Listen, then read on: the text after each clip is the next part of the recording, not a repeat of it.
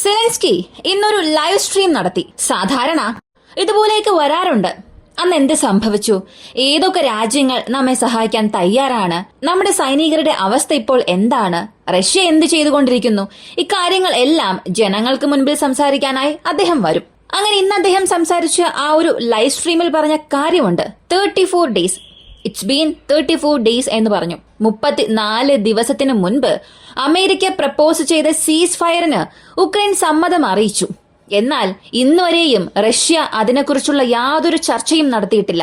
ഈ സീസ് ഫയറിനെ കുറിച്ച് മറ്റാരും ഒന്നും സംസാരിച്ചിട്ടില്ല. ഇതാണ് നമുക്കുള്ള ഒരു പ്രധാനപ്പെട്ട പ്രശ്നം. നമ്മൾ ഒരു കാര്യത്തിന് ഓക്കെ പറഞ്ഞു വന്നാലും അടുത്ത് മറ്റൊന്നും സംഭവിക്കുന്നില്ല എന്ന് സെലൻസ്കി വളരെ വെറുപ്പോടുകൂടി സംസാരിച്ച വീഡിയോ ഇന്ന് വൈറലായി. ആ വീഡിയോ വൈറലായി മാറിയതിന്റെ കാരണം അടുത്ത് ഡൊണാൾഡ് ട്രംപ് നടത്തിയ ഒരു പത്രസമ്മേളനമായിരുന്നു. ആ പത്രസമ്മേളനത്തിൽ ട്രംപ് പറഞ്ഞത്, ഈ യുദ്ധം എന്തിനു തുടങ്ങി? സെലൻസ്കി എന്തൊക്കെ ആവശ്യങ്ങൾ ഉന്നയിച്ചു? ബൈഡൻ ഈ യുദ്ധത്തെ എങ്ങനെ വഴിനടത്തി കൊണ്ടുപോകുന്നു? ഇങ്ങനെയുള്ള പല കാര്യങ്ങളെക്കുറിച്ചും പറഞ്ഞു. പ്രധാനമായും പുടിൻ, ബൈഡൻ, സെലൻസ്കി ഈ 3 പേരിലും എന്തൊക്കെ കുറ്റങ്ങൾ കണ്ടെത്താമോ ആ കുറ്റാരോപണങ്ങളെല്ലാം ഡൊണാൾഡ് ട്രംപ് പറഞ്ഞു. അങ്ങനെയാണെങ്കിൽ എന്തൊക്കെ സംഭവിച്ചു, എന്തൊക്കെ സംസാരിച്ചു? ഇക്കാര്യങ്ങളെല്ലാം ഈ വീഡിയോയിലൂടെ വിശദമായി അറിയാം.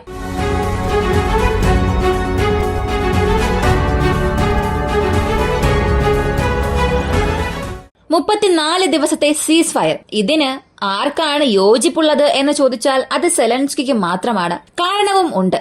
അമേരിക്ക അറിയിച്ച ഈയൊരു സീസ് ഫയറിന് സെലൻസ്കി സമ്മതം അറിയിച്ചിരുന്നു. എങ്ങനെ സമ്മതം അറിയിച്ചു എന്നതിനെക്കുറിച്ച് ഒന്ന് റീകോൾ ചെയ്യാം.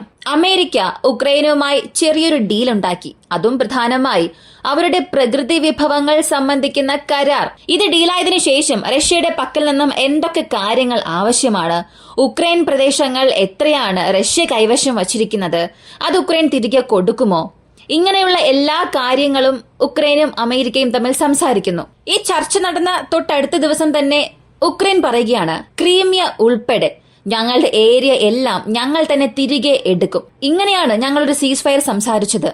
ഇതിൽ എന്തെങ്കിലും ഒരു പ്രശ്നം റഷ്യ സൃഷ്ടിച്ചാൽ അത് ഞങ്ങൾക്കൊരു പ്രശ്നമേ അല്ല, അമേരിക്ക എല്ലാം നോക്കിക്കൊള്ളും. പറഞ്ഞു വന്നാൽ അമേരിക്ക ഞങ്ങൾക്കൊപ്പം ഉണ്ട് എന്നുള്ള ഒരു വിശ്വാസം 100% വന്നിട്ടുണ്ട്. അതിനാൽ ഇതിനുശേഷം നടക്കുന്ന എല്ലാ പ്രശ്നങ്ങളും അമേരിക്കയുടേതും റഷ്യയുടേതുമായിരിക്കും. റഷ്യ ഉക്രൈൻ എന്ന പ്രശ്നം ഇനിയില്ല എന്ന് പറഞ്ഞ് അതവിടെ അവസാനിപ്പിച്ചു. അപ്പോ സെലൻസ്കിയുടെ ഈ ഒരു സ്റ്റേറ്റ്മെന്റിന്റെ അടിസ്ഥാനത്തിൽ സീസ് ഫയർ ഒരുപക്ഷെ നടന്നിരുന്നെങ്കിൽ അടുത്ത് സംഭവിക്കുന്ന എല്ലാ പ്രശ്നങ്ങളും അമേരിക്ക, റഷ്യ ഇവർക്കിടയിലായിരിക്കും. ഉക്രൈൻ കാഴ്ചക്കാരായി മാത്രം നോക്കി നിൽക്കും. ഇത് തീർച്ചയായും റഷ്യ അറിഞ്ഞിട്ടുണ്ടാകുമല്ലോ. അല്ലെങ്കിൽ അറിഞ്ഞുകൊണ്ട് തന്നെ റഷ്യ പല സ്ഥലങ്ങളിലും ഇപ്പോ കയറി അറ്റാക്ക് ചെയ്യുന്നുണ്ട്. അതിന് കാരണവുമുണ്ട്. എന്നായാലും ഒരു സീസ് ഫയർ ഉണ്ടാകും. അങ്ങനെ ഉണ്ടായാൽ ഏത് പ്രദേശം വരെയാണോ താൻ പിടിച്ചെടുക്കുന്നത് അത് ഫ്രണ്ട് ലൈനായി അമേരിക്ക അറിയിക്കാനുള്ള സാധ്യതയുണ്ട്. ഇത് റഷ്യയ്ക്ക് അറിയാം. ഇങ്ങനൊരു സമയത്താണ് ഈ സീസ് ഫയറിനെ കുറിച്ചുള്ള ചർച്ചകൾ നടക്കുന്നത്. മറുവശത്ത് ബ്ലാക്ക് സീ സീസ് ഫയർ ഉണ്ടാകുന്നു. അടുത്ത് എനർജി സെക്ടർ സീസ് ഫയർ ഉണ്ടാകുന്നു. അപ്പോ മെയിൻ സീസ് ഫയറിന് 2 രാജ്യങ്ങളും സമ്മതം അറിയിക്കാത്തപ്പോൾ പോലും ബാക്കിയുള്ള 2 സീസ് ഫയറിനും 2 രാജ്യങ്ങളും സമ്മതം അറിയിക്കുന്നു. ബ്ലാക്ക് സീയിലും കപ്പൽ പോക്കുവരത്ത് സുഗമമായി തന്നെ ഇപ്പോൾ നടക്കുന്നുണ്ട്. എനർജി സെക്ടേഴ്സിലും കൂടുതലായ ആക്രമണങ്ങളൊന്നും 2 രാജ്യങ്ങളും ചെയ്യുന്നുമില്ല. ഈയൊരു യുദ്ധം തുടങ്ങി വെച്ചത് ഉക്രൈനാണ് എന്ന് ഡൊണാൾഡ് ട്രംപ് പറഞ്ഞ ഒരു വീഡിയോയാണ് ഇപ്പൊ ഉക്രൈന് തന്നെ തിരിച്ചടിയായി മാറിയിരിക്കുന്നത്. ഇതിനെക്കുറിച്ച് പ്രധാനപ്പെട്ട മാധ്യമങ്ങളെല്ലാം ഡൊണാൾഡ് ട്രംപിനോട് ഒരു ചോദ്യം ചോദിച്ചു. ഈ യുദ്ധം എന്തിനാണ് തുടങ്ങിയതെന്ന് നിങ്ങൾക്കറിയാമോ? യുദ്ധത്തെ അവസാനിപ്പിക്കാൻ പോകുന്നു എന്ന് പറയുന്നല്ലോ, ഇതൊക്കെ സാധ്യമാണോ എന്ന് ചോദിച്ചു. ഇതിന് അദ്ദേഹം പറഞ്ഞത്, ഈ യുദ്ധം തുടങ്ങിയത് എനിക്ക് നന്നായി തന്നെ അറിയാം. 3 വ്യക്തികൾ കാരണമാണ് ഈ യുദ്ധം ആരംഭിച്ചത്. ഒന്ന് പുടിൻ, മറ്റൊന്ന് ബൈഡൻ, അടുത്തത് സെലൻസ്കി. അതും ഈ യുദ്ധം തുടങ്ങി വെച്ചത് ഉക്രൈനാണ്. സ്വന്തം രാജ്യത്തേക്കാൾ 20 മടങ്ങ് വലിപ്പമുള്ള മറ്റൊരു രാജ്യത്തിനെതിരെ അവർ യുദ്ധം അറിയിച്ചു. ലോകരാജ്യങ്ങളുടെ മധ്യ അത് അറിയിച്ചു. അങ്ങനെ ഏതെങ്കിലും ഒരു രാജ്യം ചെയ്യുമോ? 20 മടങ്ങ് വലിയ ഒരു രാജ്യം. ഒന്ന് ചിന്തിച്ചു നോക്കുക.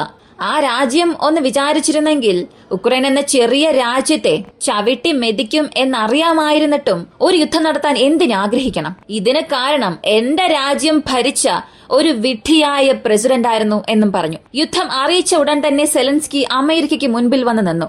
ഞങ്ങൾക്ക് ആയുധം ആവശ്യമാണ്, ഞങ്ങൾക്ക് പണം ആവശ്യമാണ്, ഇങ്ങനെ എല്ലാ കാര്യങ്ങളും ചോദിച്ചു. ആ സമയം അമേരിക്ക പണവും ആയുധങ്ങളും നൽകിയതാണ് ഈ യുദ്ധം വലുതായി മാറാനുള്ള കാരണം. പല ലക്ഷം മനുഷ്യർ മരിച്ചു. കാരണം ഈ 3 പേർ മാത്രമാണ്. യുദ്ധം ആരംഭിച്ചത് ഉക്രൈൻ ആണെങ്കിലും അത് തുടർന്നു കൊണ്ടുപോയത് റഷ്യയുമാണ്. റഷ്യക്ക് 5% പങ്ക്, ബാക്കിയുള്ള 95% പങ്ക് ബൈഡനും സെലൻസ്കിക്കുമാണ് എന്ന് ഡൊണാൾഡ് ട്രംപ് സ്ഥിരീകരിച്ചു. അപ്പോ ഇതിലൂടെ മനസ്സിലാകുന്നത് സെലൻസ്കി അറിഞ്ഞുകൊണ്ട് ഈ യുദ്ധം തുടങ്ങി. ആ യുദ്ധം വീണ്ടും വലുതാകാൻ അമേരിക്കയുടെ സഹായം തേടി. അമേരിക്കയുടെ അപ്പോഴത്തെ പ്രസിഡന്റായിരുന്ന ജോ ബൈഡൻ സഹായിക്കുകയും ചെയ്തു. ഇത് കാരണം അമേരിക്കയ്ക്ക് ആയുധ വിൽപ്പന വഴി കോടിക്കണക്കിന് പണവും ലഭിച്ചു. അതും ഡൊണാൾഡ് ട്രംപ് പറഞ്ഞത് ജോ ബൈഡൻ അവരുടെ സഹപ്രവർത്തകർക്കാണ് പണം ലഭിച്ചത്.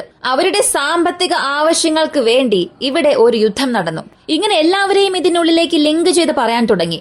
ഇതാണ് ഇപ്പൊ ഒരു ഹോട്ട് ടോപ്പിക്കായി മാറിയത്. ശരി, ഇതൊരു വശത്ത് സംഭവിക്കുമ്പോൾ ഹംഗേരിയുടെ ചില തീരുമാനങ്ങൾ പലരും വിശകലനം ചെയ്യാൻ തുടങ്ങിയിട്ടുണ്ട്. സ്ത്രീയും പുരുഷനും മാത്രമാണ് ഇവിടെ ജെൻഡർ.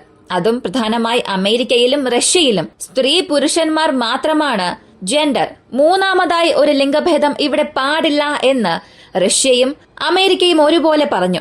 അതുപോലെ തന്നെ ഹംഗേരിയും അവരുടെ രാഷ്ട്രീയ ഭരണഘടനയിൽ ചില മാറ്റങ്ങൾ വരുത്തി. 2 ലിംഗം അത് മാത്രമേ ഉള്ളൂ, മറ്റൊന്നും ഇല്ല. ഇങ്ങനെ അവരുടെ രാജ്യത്തിൽ ഒരു നിയമം കൊണ്ടുവന്നു. എന്നാൽ മറ്റുള്ളവർ പറയുന്നത് ഇല്ല, ഇത് ഞങ്ങളുടെ അവകാശങ്ങൾക്ക് എതിരെയാണ് എന്ന് പറഞ്ഞാലും ഹംഗേരി സർക്കാർ ഇക്കാര്യത്തിൽ വളരെ സ്ട്രോങ് ആണ്. പബ്ലിക് ഈവന്റ്സിലൊക്കെ ഇങ്ങനെ ഒരു മൂന്നാമതൊരു ലിംഗത്തെ LGBT ഒന്നും ഒരു അഭിമാനമായി എടുക്കാനേ പാടില്ല. അത് നോർമലൈസ് ചെയ്യാനും പാടില്ല. അങ്ങനെ ഒരു നിയമമാണ് ഞങ്ങളിപ്പോ നിറവേറ്റിയിട്ടുള്ളത്. ഇത് പൂർണ്ണമായും തടഞ്ഞിട്ടില്ല. തടയാനുള്ള സാഹചര്യം നിങ്ങൾ ഉണ്ടാക്കരുത് എന്നും പറഞ്ഞു. ഇപ്പോ ഇവർ പറയുന്നത് നിങ്ങൾക്ക് മനസ്സിലാകുന്നുണ്ടോ? നിങ്ങളുടെ മക്കളോട് പറയുകയാണ്, നീ സ്ത്രീയാണോ പുരുഷനാണോ എന്നുള്ളത് ഇപ്പൊ തന്നെ തീരുമാനിക്കണ്ട. നിന്റെ മനസ്സിന് തോന്നും, അതിനുശേഷം തീരുമാനിച്ചാൽ മതി. അതാണ് നിന്റെ സ്വാതന്ത്ര്യം എന്ന് പറയുന്നത് വഞ്ചനയാണ്. നീ ആണാണ് പെണ്ണാണ് എന്ന് പറയുന്നതിന് ദൈവം തന്നിട്ടുള്ള ചില ശാരീരിക ഘടനയുണ്ട്. നമുക്ക് ആവശ്യമായ ചില കാര്യങ്ങൾ ഉണ്ട്. ഈ ശാരീരിക ഘടനയെ അടിസ്ഥാനമാക്കി നമുക്ക് ആൺ പെൺ എന്നൊക്കെ പറയാൻ സാധിക്കും. എന്നാൽ അതിനും അപ്പുറം ചില മാറ്റങ്ങൾ സംഭവിച്ചു വരുന്ന മനുഷ്യർ, അതിൽ 100-ൽ 1-2 കാണും, വിരലിൽ എണ്ണാവുന്നവർ. അങ്ങനെയുള്ള മനുഷ്യർ ട്രാൻസ്ജെൻഡർ അല്ലെങ്കിൽ ട്രാൻസ്സെക്ഷൽ, അതിനും അപ്പുറം ചിന്തിച്ചാൽ ഒരു മനുഷ്യ സ്വഭാവമേ അല്ല എന്നാണ് ഈ രാജ്യങ്ങൾ പറയുന്നത്. അപ്പോ ഈ 3 രാജ്യങ്ങളുടെ നിയമവും ഇപ്പോ യൂറോപ്യൻ യൂണിയനെ മുഴുവനും ഈ പ്രൈഡ് ഗ്രൂപ്പിനൊരു വലിയ പ്രശ്നമായി മാറിയിട്ടുണ്ട്. അടുത്ത് ഹംഗേരി പറഞ്ഞിരിക്കുന്നത് യൂറോപ്യൻ യൂണിയൻ ഉക്രൈനുള്ളിൽ ഒരു സൈനിക ഉപദേഷ്ടാവിനെ അയക്കാനുള്ള അവസരമുണ്ട്. ഹംഗേരി ഇത്തരം ഒരു സന്ദേശം പറയുന്നതിന് പ്രധാനപ്പെട്ട ഒരു കാരണം ഉണ്ട്. പൊതുവെ യൂറോപ്യൻ യൂണിയൻ എടുക്കുന്ന തീരുമാനങ്ങളിൽ തടസ്സമായുള്ളത് ഹംഗേരിയാണ്. കാരണം റഷ്യയുടെ ഒരു സുഹൃത്താണ് ഹംഗേരി. അപ്പൊ ഹംഗേരി പറയുന്നത് ഉക്രൈനുള്ളിൽ ഒരു സൈനിക ഉപദേഷ്ടാവിനെ അയച്ച് അവർക്ക് എന്താണോ ആവശ്യം എന്നുള്ളത് മനസ്സിലാക്കുകയും അത് യൂറോപ്യൻ യൂണിയൻ ചെയ്യാനുള്ള ഒരു സാഹചര്യം ഉണ്ടാക്കുക. പക്ഷേ ഈ സമയത്ത് അത് ചെയ്യണോ വേണ്ടയോ എന്നുള്ളത് 1-2 തവണ ആലോചിക്കണമെന്നും പറഞ്ഞു. ഒരു ഹിന്റാണ് റഷ്യക്ക് നൽകിയത്. അപ്പോ ഒരു അഡ്വൈസർ അകത്തേക്ക് പോവുകയാണ്. ആർമി അഡ്വൈസർ അകത്തേക്ക് പോകുന്നു. ഇതിന് റഷ്യ അവരുടെ കടുത്ത എതിർപ്പും അറിയിച്ചു. ഈ യുദ്ധം ബൈഡന്റെ യുദ്ധമാണ്, അല്ലാതെ എന്റെ യുദ്ധം അല്ല. അതുകൊണ്ട് യുദ്ധത്തെ അവസാനിപ്പിക്കേണ്ടത് എന്റെ കടമയാണ്. എന്നാൽ യുദ്ധം തുടങ്ങി ഇത്രയേറെ ചിലവുകൾ വരുത്തിവെച്ചതിന് ബൈഡന് മാത്രമേ കുറ്റം പറയാൻ കഴിയൂ എന്നാണ് ഡൊണാൾഡ് ട്രംപ് വെട്ടൊന്ന് തുണ്ട് 2 എന്ന രീതിയിൽ പറഞ്ഞ് അവസാനിപ്പിച്ചു. അത് റോയിട്ടേഴ്സ് പുറത്തുവിട്ടിരിക്കുന്ന ഒരു പ്രധാനപ്പെട്ട അറിയിപ്പ്. ഒരു പക്ഷേ റഷ്യയുടെ ഗ്യാസ് യൂറോപ്യൻ യൂണിയൻ വീണ്ടും അവരുടെ രാജ്യത്തിന്റെ ആവശ്യത്തിന് വേണ്ടി ഉപയോഗിക്കാം. അതായത് യൂറോപ്യൻ യൂണിയൻ വീണ്ടും റഷ്യയുടെ പക്കൽ നിന്നും ഗ്യാസ് വാങ്ങാൻ പോകുന്നു എന്നർത്ഥം. എന്താണ് ഈ പറയുന്നത്? റഷ്യയുടെ ഗ്യാസേ വേണ്ട, അവരുടെ ഓയിൽ വേണ്ട. ഓയിൽ പ്രൈസ് ക്യാപ് നൽകി, ഗ്യാസ് നൽകി ആ പണം സമ്പാദിച്ചാണ് റഷ്യ യുദ്ധം നടത്തുന്നത്. അതിനാൽ ഈ ഗ്യാസ് അവസാനിപ്പിക്കണമെന്നൊക്കെ പറഞ്ഞതല്ലേ. ഇന്ന് അതേ യൂറോപ്യൻ യൂണിയൻ രാജ്യങ്ങൾ റോയിട്ടേഴ്സ് പറയുന്നത് പോലെ ഗ്യാസ് ഇമ്പോർട്ട് ചെയ്യുകയാണെങ്കിൽ സെലൻസ്കി ഇത്രയും നാൾ പണിതു വെച്ച ആ സ്വപ്ന കൊട്ടാരം വീണ് തകർന്നു പോകുമല്ലോ. അതിനെന്താണ് ഇവർ മറുപടി പറയാൻ പോകുന്നത്? ഇത് ഒരു വലിയ ചോദ്യമാണ്. ശരി, ഇതേ യൂറോപ്യൻ യൂണിയൻ അടുത്ത് പറഞ്ഞിരിക്കുന്നത് 17ാമത് സാമ്പത്തിക ഉപരോധം ഞങ്ങൾ റഷ്യക്കെതിരെ നൽകുന്നുണ്ട്. അത് അടുത്ത മാസത്തിൽ പ്രായോഗികമായി നിറവേറ്റുമെന്നും പറഞ്ഞു. ഇവിടെ മനസ്സിലാകാത്ത ഒരു കാര്യം, റോയിട്ടേഴ്സ് തന്നെ പറയുന്നു ഗ്യാസ് ഇമ്പോർട്ട് ചെയ്യാൻ പോകുന്നു എന്ന്. എന്നാൽ യൂറോപ്യൻ യൂണിയനിലെ പ്രധാനപ്പെട്ട രാജ്യങ്ങളുടെ നേതാക്കന്മാർ പറയുന്നു 17ാമത്തെ സാമ്പത്തിക ഉപരോധം റഷ്യക്കെതിരെ നൽകാൻ പോകുന്നു എന്ന്. അങ്ങനെയാണെങ്കിൽ ഈ ബ്ലാക്ക് മാർക്കറ്റ് വഴി വാങ്ങണമെന്നുള്ള തീരുമാനത്തിലാണോ യൂറോപ്യൻ യൂണിയൻ ഉള്ളത്? റോയിട്ടേഴ്സ് പറഞ്ഞിരിക്കുന്ന ഈ ഒരു വാർത്തയ്ക്ക് ഒരല്പം പ്രൂഫും റോയിട്ടേഴ്സ് നൽകിയിട്ടുണ്ട്. ഇങ്ങനെ ഈ ഗ്യാസ് മറ്റു രീതിയിലൂടെ ഫ്ലോ ചെയ്ത് യൂറോപ്യൻ യൂണിയനിലേക്ക് പോകുന്നുണ്ട്. അത് വീണ്ടും വർദ്ധിപ്പിക്കും. ഈ ഒരു ഡേറ്റയുടെ അടിസ്ഥാനത്തിൽ നോക്കിയാൽ യൂറോപ്യൻ യൂണിയൻ ഉക്രൈന് വേണ്ടി ഒരു കാര്യം പുറത്ത് പറയുന്നു, എന്നാൽ അവരുടെ രാജ്യത്തിനു വേണ്ടി റഷ്യയുടെ ഗ്യാസ് വാങ്ങുന്നും ഉണ്ട്. ഇവിടെ അടുത്ത ഒരു പ്രശ്നം അമേരിക്കയുടെ ഈ താരിഫ് വാറാണ്. താരിഫ് വാർ ഇവിടെ ഇനിഷ്യേറ്റ് ചെയ്തിട്ടുണ്ട്. പല രാജ്യങ്ങൾക്കുള്ളിൽ പല പ്രശ്നം. ചൈനയും ഉപേക്ഷിക്കുകയില്ല. ഇതിനിടയിൽ അവരുടെ രാജ്യത്തിലെ ജനങ്ങൾ പല പ്രശ്നങ്ങളുമായി മുന്നിട്ട് വരുന്നുണ്ട്. ആഭ്യന്തരമായി ഉൽപാദനം കുറയുകയാണ്, ധാരാളം പണം നഷ്ടപ്പെടുന്നു. ഇതിനിടയിൽ ഗ്യാസിന്റെ വിലയും വർദ്ധിച്ചുകൊണ്ടിരിക്കുന്നു. ഇങ്ങനെ പല അഭിപ്രായങ്ങളാണ് പല രാജ്യങ്ങളിൽ നിന്നും ഉയർന്നു വരുന്നത്.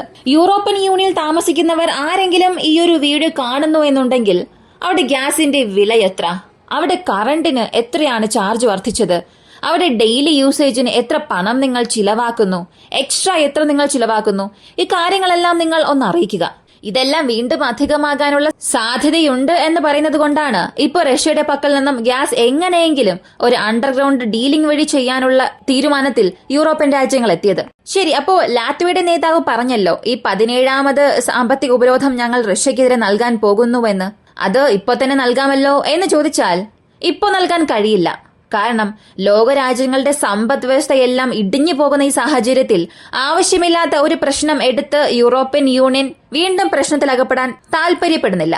ഇതും ഒരു സത്യമാണ്. ഇങ്ങനെയുള്ള കൂടുതൽ വിവരങ്ങൾ അറിയാനായി ഇപ്പൊ തന്നെ വോയിസ് ഓഫ് വിക്കി എന്ന നമ്മുടെ ഈ ചാനൽ സബ്സ്ക്രൈബ് ചെയ്യുക. മറ്റൊരു വീഡിയോയുമായി വീണ്ടും കാണാം.